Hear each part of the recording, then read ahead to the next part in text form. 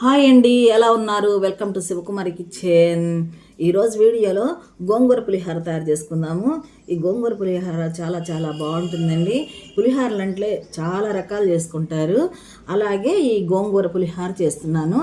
ఈ గోంగూర పులిహోర చాలా టేస్ట్గా ఉంటుంది.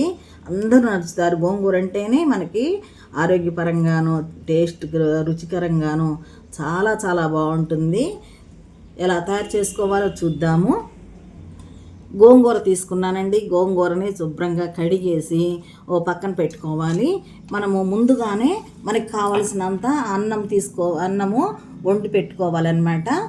ఇప్పుడు ఈ గోంగూర పులిహోర ఎలా తయారు చేసుకోవాలో ఇప్పుడు చూద్దాము. ఇప్పుడు ఈ గోంగూరని కడిగి పెట్టానండి. ఈ కడిగి పెట్టిన గోంగూరని బాండీ పెట్టుకుని స్టవ్ మీద మనము ఉడికించుకుందాము.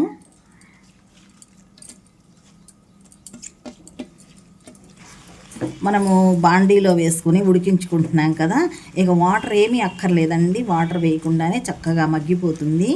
ఇప్పుడు మనం అటు ఇటు తిప్పుకుంటూ చక్కగా మనం మగ్గబెట్టుకోవాలి. చూడండి, ఇప్పుడు మగ్గిపోయింది. మనం వేసుకున్న గోంగూర చక్కగా మగ్గిపోయింది. ఇప్పుడు దీనికి తగినంత ఉప్పు వేసుకుందాము. నేను కల్లు ఉప్పు వేస్తున్నాను.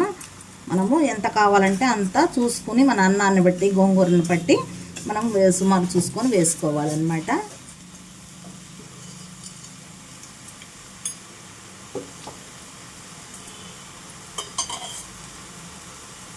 ఇప్పుడు 1 టీ స్పూను ఆయిల్ వేస్తున్నాను. చక్కగా ఇదంతా కలిసేలాగా చక్కగా కలిపేసుకోవాలి. చూడండి, కాస్త పసుపు వేసుకుని ఇంకా స్టవ్ ఆఫ్ చేసుకుందాము. ఉడికిపోయింది, చక్కగా మెత్తగా ఉడికిపోయింది. దీన్ని చల్లారి పెట్టుకుందాం. కాసేపు పక్కన పెట్టుకుని ఈ చల్లారి పెట్టుకున్న గోంగూరని చక్కగా మిక్సీ జార్లో వేసాను. మెత్తగా గ్రైండ్ చేసుకోవాలి. చూడండి, నేను వేసుకున్న గోంగూర చక్కగా మెత్తగా గ్రైండ్ చేసేసాను.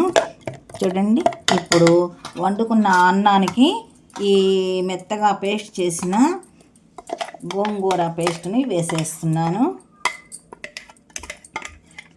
అలాగే కాస్త చింతపండు పేస్ట్ కూడా తీసుకున్నాను.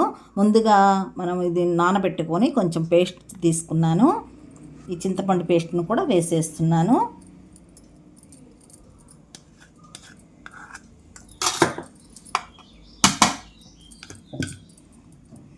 ఇప్పుడు ఇదంతా కూడా అన్నంలో కలిపేసుకోవాలి.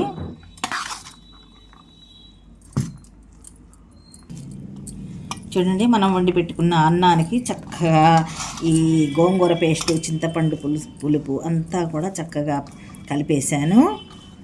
చూడండి, అంతా ఇలా కలిపి పెట్టుకోవాలన్నమాట.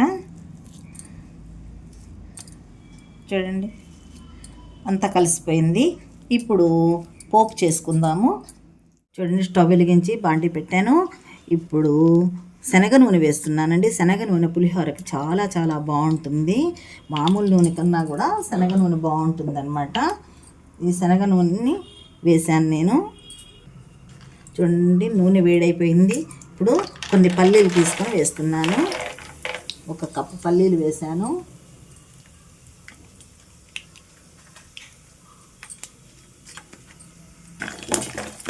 ఈ పల్లీలను కొంచెం దోరగా వేయించుకోవాలన్నమాట. కొంచెం అటు ఇటు తిప్పుకుంటూ కాస్త దోరగా వేయించుకోవాలి. ఇప్పుడు దోరగా వేగిపోయాయండి. ఇప్పుడు పోపు గింజలు వేసేస్తున్నాను.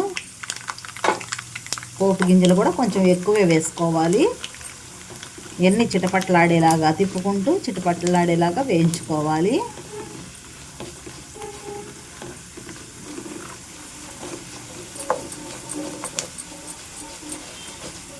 ఇప్పుడు ఎండుమిరపకాయలు వేస్తున్నాను.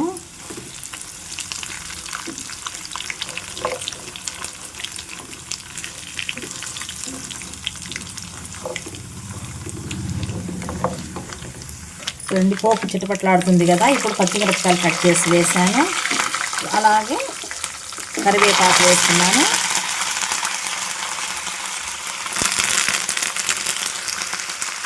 కరివేపాకు కొంచెం ఎక్కువ వేసుకుంటే చాలా చాలా టేస్ట్ వస్తుంది.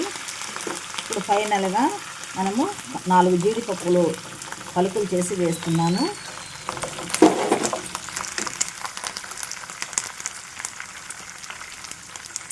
ఇప్పుడు ఇంగు వేసుకోవాలి. ఇంగు వేస్తున్నాను. కాస్త చిటికెడు పసుపు వేస్తున్నాను.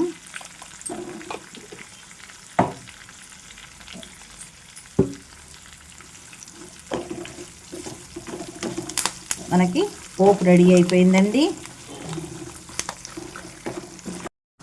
చూడండి, అన్నం ఈ గోంగూర పేస్ట్ కలిపి పెట్టుకున్నాం కదా, ఇప్పుడు ఈ పోపు మొత్తం కూడా ఇలా అన్నంలో కలిపేసుకోవాలి. చక్కగా అన్నానికి కలిసేలాగా అంతా పోపు అంతా కలిపేసుకోవాలన్నమాట. చూడండి, గుమ్మగుమ్మలాడుతూ గోంగూర పులిహోర భలేగా రుచిగా ఉంటుందండి. అసలు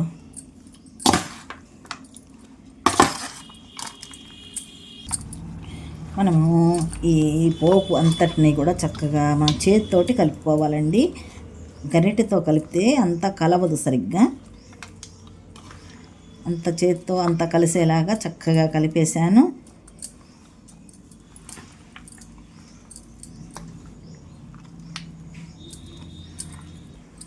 ఎంతో రుచికరమైన గోంగూర పులిహోర రెడీ అయిపోయిందండి. మీకు అందరికీ నచ్చుతుందని అనుకుంటాను. నచ్చినట్లయితే లైక్ చేయండి, షేర్ చేయండి. మరొక మంచి రెసిపీతో కలుద్దామండి. Thank you.